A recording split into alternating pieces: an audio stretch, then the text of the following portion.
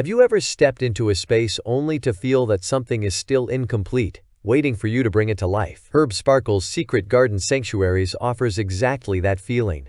A world of rustic charm and natural beauty, where each little corner awaits your discovery and personal touch. Imagine, right outside your door, creating a lush oasis with layered greenery, vertical gardens, and timeless decor, all blending into a serene hideaway that beckons you to return, each time adding just a bit more. In this video, we open up a journey of the unfinished, a series of essential design tips to turn your secret garden vision into reality. Start with space-saving solutions, craft a DIY vertical garden, and explore how to combine reclaimed wood, industrial elements, and vintage accents. Each step is just a part of the whole picture, and each unfinished detail invites you back to refine, bringing warmth and coziness to your outdoor space with alluring lighting and multifunctional furniture. Privacy and tranquility in your garden aren't merely destinations, they're part of the journey with intelligent design ideas. From soft boundaries and soothing sound elements to charming flower-filled paths, each element gives that almost perfect feel.